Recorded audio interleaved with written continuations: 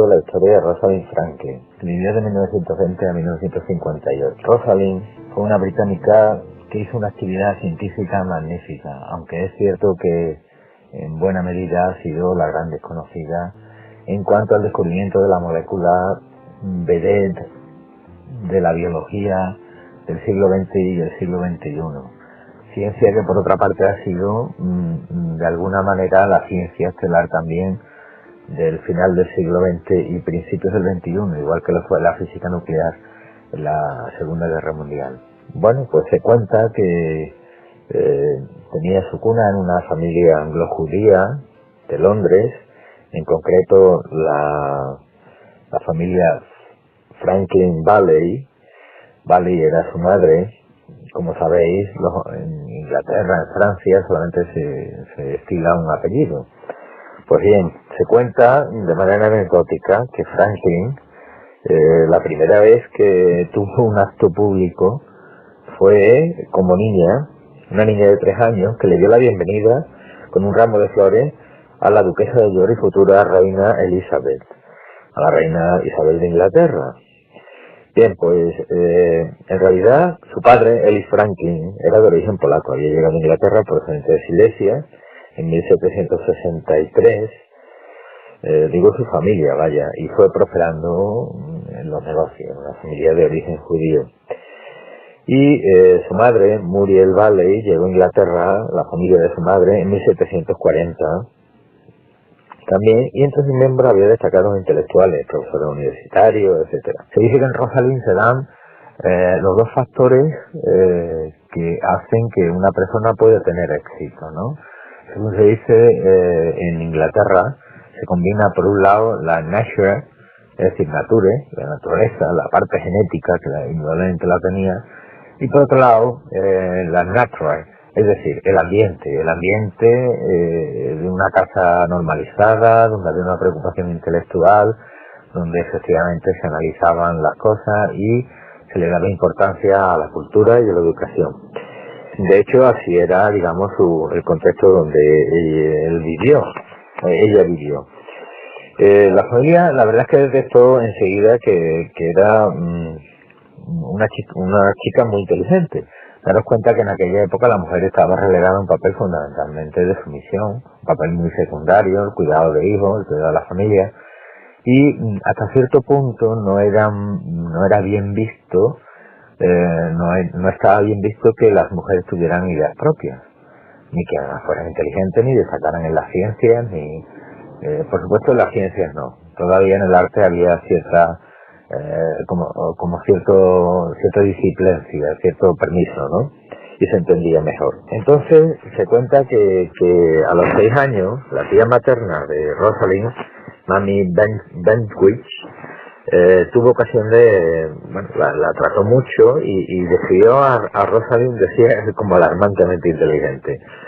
Lo que entonces había que entenderlo más como un engorro que como una suerte, ¿no? Bueno, y desde luego su tía no era una mujer inculta, tenía un título de la Universidad de Londres, ¿no? Por lo tanto, supo anticipar ya la trayectoria que iba a tener Rosalind. Ella fue al colegio de Northern Place, que era un colegio mixto hasta los 11 años, y eso ya era avanzado para su tiempo. Quiere decir que su familia pues la introdujo también en un ambiente de avance. Allí adquirió una buena iniciación en ciencias, letras y en algunos deportes como el cricket y el hockey, que practicaba con auténtico entusiasmo.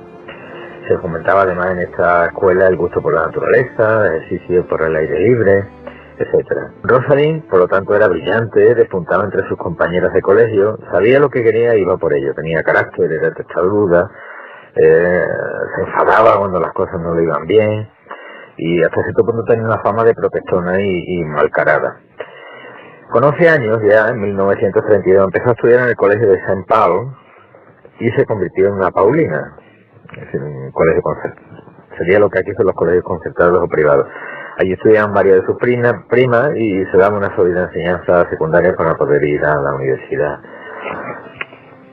La trayectoria, por lo tanto, de Rosalind Bueno, pues fue evidentemente enfocada a la universidad. En el verano de 1977 se juntan una serie de circunstancias. Por ejemplo, llega Hitler al poder, el problema judío se empieza a sentir en Europa. No olvidemos que la familia era anglo-judía. La familia en gran medida se implica en el apoyo a los emigrados que empiezan a llegar procedentes de Polonia y de Alemania. Aquel verano, la directora de San Paulo envía una carta a Muriel, la tía de Rosalind, notificándole que tiene unas notas excelentes y que era muy buena en física. Y por lo tanto ella, en todo ese contexto, decide ir a la universidad para estudiar química, física y matemática. Quería ser científica y su vida girara en torno a la ciencia, le entusiasmaba el tema y ponía auténtico corazón en todo ello. Al padre de Rosalind, la verdad es que aunque liberal, no le gustaba la idea de que su hija estudiara. Lo termina aceptando y efectivamente va a Cambridge, a la universidad. Entra en Cambridge y eligió un college, el Newham, como residencia. Era uno de los colegios mayores que había para chicas. Bien, entonces resulta que Cambridge era lo mejor de Inglaterra para las matemáticas. Allí había trabajado Newton, se había fundado el laboratorio Cavendish con Maxwell, el físico que recordaréis que fue el que unificó las fuerzas eléctricas y magnéticas, el electromagnetismo. Rosalind tuvo una trayectoria universitaria magnífica. Bueno, pues por aquel tiempo se empiezan a utilizar los rayos X para estudiar la estructura cristalina, la estructura de los átomos y de la materia. Y así fue como ella tomó contacto con la cristalografía. Esto le despertó un enorme interés. Se empezó a familiarizar con el mundo de la materia, más pequeña, en 3 dimensiones, y ese mundo invisible de elementos que se miden en Armstrong, es decir, la 10 millonésima parte de 1 milímetro, pues fue algo que le impactó y que marcó evidentemente su vida. ¿Qué ocurre? Pues que las circunstancias, desgraciadamente, el científico no vive aislado en una burbuja, sino que vive en un entorno concreto. Y en 1939 se produce lo que se vino a llamar en Alemania la Noche de los Cristales Rotos, donde efectivamente hay una caza masiva por parte de la SS a todos los judíos en Alemania. Rosalind no está aislada de todo esto, se escandaliza y incluso llega a protestar como nadie en Inglaterra hace nada para el maltrato que le están dispensando a los judíos en Alemania. Se apunta a un grupo para ayudar a los refugiados bueno, pues ya la guerra está próxima. Churchill es nombrado primer ministro.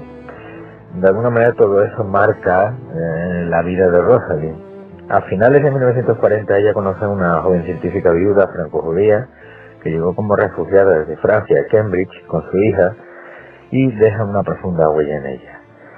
Se llamaba Adrienne Weil, era una mujer al parecer muy bella, muy decidida, de una fuerte personalidad, y encarnaba en cierto modo el ideal que tenía Rosalind acerca de la figura intelectual de una persona y el humanismo. Y entonces, bueno, pues Londres es destruida por las bombas a principios de 1941, pero aún así Rosalind acaba su carrera con muy buenas calificaciones y tiene una beca para el Departamento de Investigación Científica e Industrial. Allí comienza a intentar descubrir los secretos del carbón. Era una cuestión estratégica en la guerra, como fuente de energía, y se invierte en la investigación de dicho carbón, y ahí participa Rosalind. La primavera de 1946,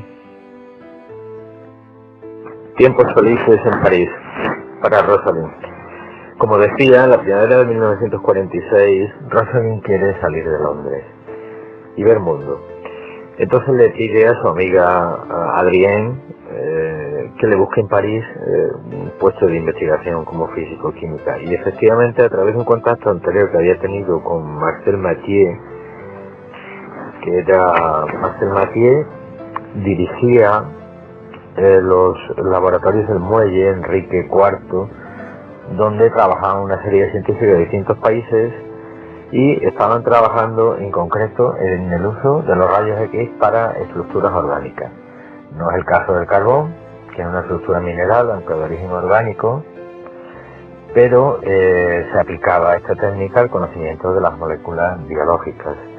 Así fue como efectivamente esta experiencia que hace Rosalind Franklin en París, a partir de 1946, le sirvió efectivamente para que tuviese una buena formación a la hora de comenzar a estudiar la molécula biológica, sede donde se almacena la herencia, el ADN. Efectivamente así fue su labor allí, en un lugar que relativamente también estaba destruido por la guerra, pero en el que había un ambiente, según cuenta ella, excepcional, un ambiente de libertad, donde la dejaron investigar todos los aspectos en los que realmente ella tenía interés, y se cuenta que era una mujer bella, atractiva, elegante, sofisticada hasta cierto punto, muy liberal, muy independiente. Y la verdad es que le llega a decir a su padre que Francia le gusta tanto como Inglaterra, se enamora de Francia.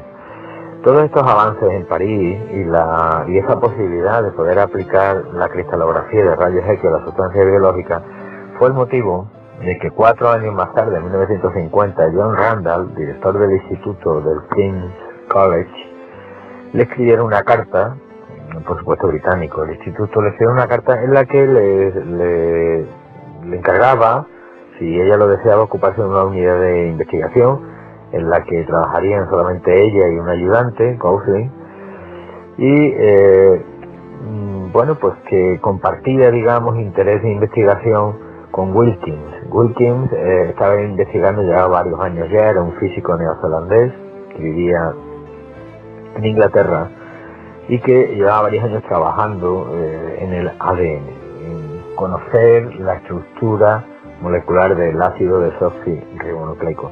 No obstante, las imágenes que había tenido eran bastante confusas. Rosalind lo entendió que este era un campo prometedor y un objetivo apasionante, y efectivamente se fue allí. Lo que ocurre es que su entrada en el Instituto King College, fundamentalmente por celos profesionales de Wilkins, no fue la mejor. Este entendió que una mujer no podía ser más que él y siempre la trataba como una ayudante, incluso la caricaturizaba en cuanto a su aspecto, cosa que no tenía ningún tipo de razón. Y de alguna manera, digamos, lo que tenía que ser una buena colaboración entre dos científicos de calidad, pues se convirtió en una especie de divorcio y una pugna, una competencia sin sentido. Por otro lado, hay que recordar, en el contexto en el que estamos, en que efectivamente en ese momento lo que más se estudiaba eran las proteínas, porque era lo que se creía que tenía más interés desde el punto de vista cristalográfico y desde el punto de vista molecular.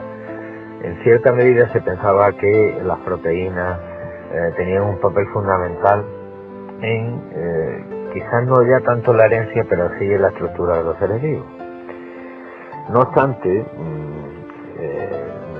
retrayéndonos en el tiempo, sí que tenemos que decir que, bueno, ya quizá lo hemos citado en alguna ocasión, en 1864 el bioquímico suizo Friedrich Nesman fue el primero que dijo que en los núcleos de la célula había una sustancia de carácter ácido que él llamó nucleína y que contenía fósforo, un azúcar y un azúcar en concreto que era la desoxirribosa, y que además también tenía unas bases nitrogenadas de carácter básico. En 1944, Oswald Avery descubre que es el ADN el que efectivamente porta la herencia genética. Ese experimento ya, si no lo hemos visto, lo veremos convenientemente, y se sabe que este ADN está constituido por 4 bases nitrogenadas: la adenina, la guanina, la citosina y la timina. Por otro lado, en todo este contexto, Rosalind monta su laboratorio y efectivamente comienza a obtener resultados de gran calidad. Obtiene fotos muy reveladoras. En concreto, la foto más famosa que obtiene es la denominada foto 51, donde efectivamente se ve el interior de la molécula y se incluye un enfrentamiento, digamos, un aparejamiento entre la base nitrogenada y una estructura helicoidal. Bien, Como decimos, el ambiente entre Wilkins y Rosalind era nefasto, fundamentalmente por parte de Wilkins. Pero a su vez Wilkins era muy amigo, cosa que por otra parte hasta cierto punto en los hombres es habitual. Digamos que era muy amigo de otros científicos que había. En concreto, él era muy amigo de un joven investigador norteamericano, James Watson, que era biólogo y que había llegado a Cambridge para trabajar en el ADN, en el laboratorio Cavendish. Y allí estaba trabajando con Francis Crick, que era físico y cristalógrafo. Y a su vez, Crick era muy amigo de Wilkins también. Bien, ellos dos no hacían investigación experimental, es decir, que ellos lo que hacían era recopilar artículos e investigaciones de otros autores e intentar formular un modelo molecular que representara la estructura del ADN. Incluso lo habían representado con una estructura tridimensional. Un poco sin querer, efectivamente, avanzaron relativamente en este campo y resulta que Wilkins, con su celo profesional, le pasó parte de la información que estaba descubriendo Rosalind, en concreto la foto 51. Eso fue como una especie de bombillita que efectivamente le dio a ellos la pista clave, la pista determinante para enunciar su modelo de ADN. El modelo de ADN en doble hélice, en el que hay dos cadenas antiparalelas. Las cadenas están formadas por una especie de esqueleto de ribosa, que es el azúcar y el fosfato enlazados mediante enlaces covalentes, y después están también enlazados a bases nitrogenadas que se encuentran en la parte interior de esa doble hélice, y a su vez las bases nitrogenadas interaccionan mediante puentes mucho más débiles, que son los puentes de hidrógeno. Bien, pues resulta que Rosalind, que no tenía, digamos, esa voracidad descubridora ni publicadora, bueno, pues expone sus resultados en varios seminarios, a los que asisten, por supuesto, Watson y Crick, y aclaran parte de sus ideas. Y sin embargo, lo que es, digamos, la publicación, que es lo que hacen los científicos una vez que comprueban una hipótesis, tienen que comunicar los resultados. La publicación en revistas especializadas fue mucho más precoz, fue mucho más temprana, la de Sony Crick y la de Wilkins. Después hubo una tercera ya, posterior, que fue la de Rosalind, donde efectivamente, Rosalind viene a dar con la clave del descubrimiento de la estructura molecular del ADN. Sin embargo, ya se habían adelantado los otros con parte de sus trabajos. En concreto, los artículos se publican en su actividad investigadora. Rosalind Franklin.